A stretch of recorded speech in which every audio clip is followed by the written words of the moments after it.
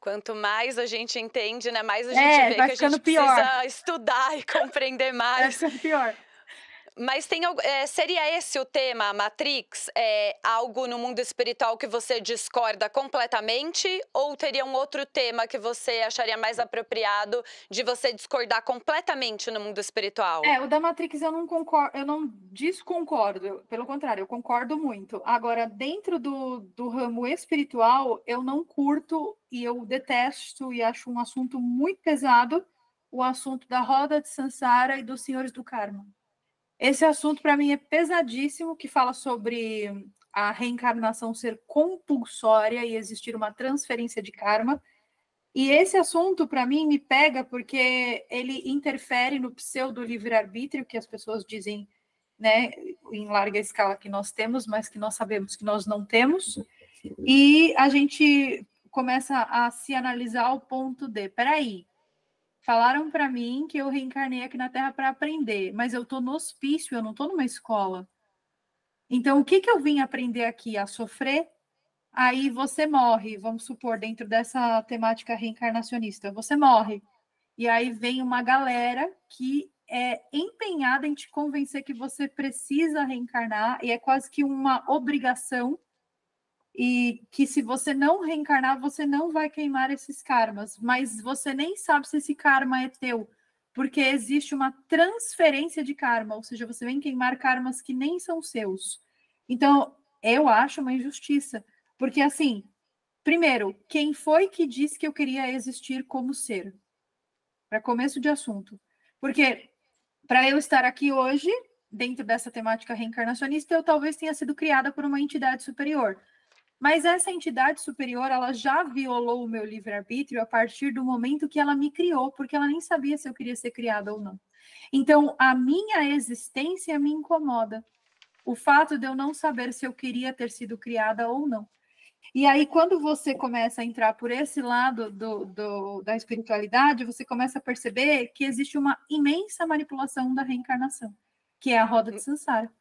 Então, esse tema me incomoda pessoalmente, porque ele interfere muito naquilo que eu queria estar fazendo, que é não existir.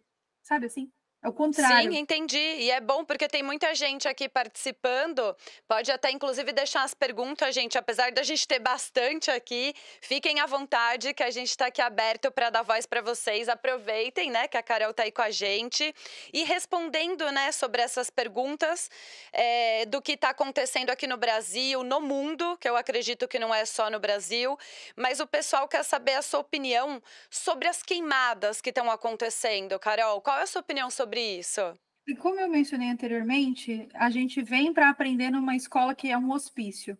Então, nada aqui me admira. Não me admiram as queimadas, não me admiram as guerras, não me admiram os comportamentos individuais de cada ser humano.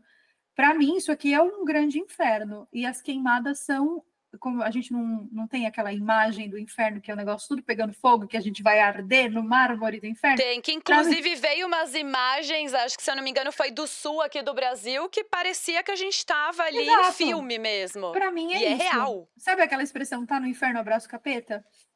Onde nós estamos? No inferno. Então, eu não sei quem é o capeta, mas se ele vier, eu dou um abraço nele. Inclusive, Carol, a gente está vendo aí os seus últimos conteúdos e não foi diferente aqui nas perguntas. Carol, o que você sabe sobre Hollywood? Tem sacrifício humano? Nem É, sei se pode falar aqui, se corta, é mas foi a um pergunta. tema bem pesado, Cláudia, que inclusive desmonetizou minha última live. Aquela história do pedir e desmonetizou minha última live. Eu acho que a gente não pode falar abertamente sobre isso, mas a gente pode dar a entender.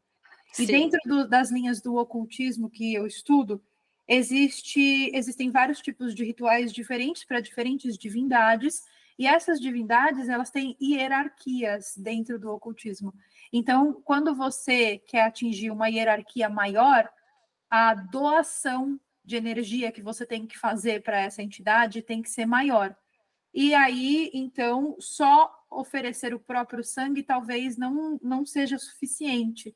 Então, existe sim o sacrifício animal, é um primeiro ponto, e a partir daí começam outras coisas mais pesadas, que vão muito além do sacrifício, porque o sacrifício, pelo sacrifício, você vai lá, você destrói uma pessoa, oferece o sangue para a divindade e acabou.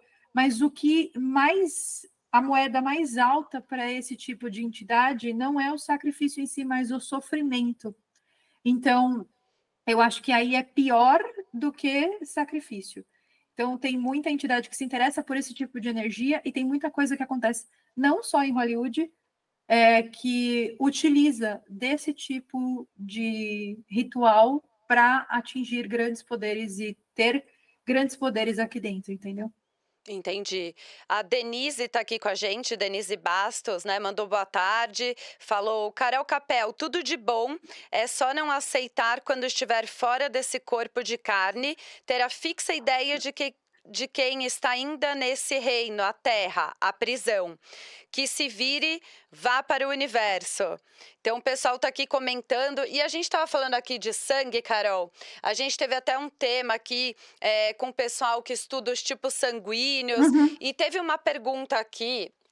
Que a gente falou muito sobre o tipo de sangue. Eu não sei, inclusive, você sabe o seu tipo sanguíneo, Carol? É O positivo. Ah, é O positivo, porque o meu é A.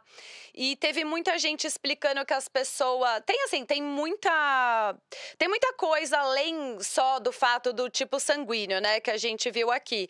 Só que a pergunta aqui foi até um pouco delicada. Eu já escutei você falando sobre, mas é uma pessoa que, infelizmente, ela já passou por um momento onde ela tentou tirar a vida e ela quis compartilhar aqui com você, Carol, perguntando se você realmente já passou por isso e se era por conta do tipo sanguíneo, né? Que eles falam que o A, ele se sente muito não pertencente. Você realmente já passou Já por isso, passei Carol? já tive muita depressão, muita crise de síndrome do pânico, e no auge de uma crise depressiva, eu tentei tirar a minha própria vida. Não foi uma vez, foram duas. E depois disso, assim, a minha vida mudou completamente em vários sentidos. Mas eu não acredito que isso tenha a ver com o tipo sanguíneo em si, seria uma ignorância a gente colocar todas as pessoas que têm tendência ao suicídio dentro de uma caixa só, mesmo porque se a gente está falando de algo tão dramático assim, a gente está falando do pior limbo que a pessoa pode chegar, porque o nosso corpo, principalmente o nosso cérebro, a tentativa principal dele o tempo todo, ele fica tentando manter a gente vivo. Então ele vai criando mecanismos que às vezes se transferem até para doenças, para manter esse corpo aqui funcionando. Então, para a pessoa chegar às vias de fato de tomar uma atitude dessa, ou até de pensar em tomar essa atitude, é porque a pessoa está num nível de desespero que ultrapassa as nossas compreensões normais daquilo que a gente poderia fazer com a nossa vida. Então, vai muito além de tudo isso. É óbvio que tem o impacto espiritual de tudo isso? Tem, com certeza, sempre tem. Existem os obsessores que estão aí para nos provar que existe sim um impacto do lado espiritual. Mas o desequilíbrio químico, principalmente do cérebro de uma pessoa que é extremamente depressiva, que tem crises de pânico e que tem tendência suicida, é algo que para mim precisa ser muito mais observado do que a gente especular que determinado sangue tem tendência para determinada coisa ou não. Porque quando a gente está falando de um transtorno de saúde muito sério como esse, a primeira coisa que a gente tem que olhar é para o desequilíbrio químico do cérebro. Porque não tem como. Você pode até falar, mas era só espiritual. Não era. O próprio transtorno espiritual vai gerar na pessoa um desequilíbrio químico. Então tem que ser uma junção de várias coisas para tentar tratar isso. Ou seja, tem que ter apoio da família, tem que ter apoio psiquiátrico, tem que ter apoio medicamentoso, tem que ter terapia e tem que ter também apoio espiritual. Porque, embora eu seja ateu e não acredite em Deus e não tenha uma religião, ou seja, também sou agnóstica, eu entendo o conforto que uma religiosidade, não necessariamente uma religião, traz para determinadas pessoas ou para a maioria das pessoas que eu conheço. Porque nós, se você for analisar do ponto mais frio, nós fomos largados aqui no planeta Terra. A gente não sabe nem como a gente veio parar aqui, a gente não sabe o que vai acontecer quando a gente for embora. Existe muita falta de significado na nossa existência. E essa falta de significado gera em nós uma falta eterna de uma busca que a gente está sempre buscando alguma coisa que a gente não sabe o que é. E as religiões, elas trazem teorias que acalmam as pessoas em determinadas situações dentro desses assuntos.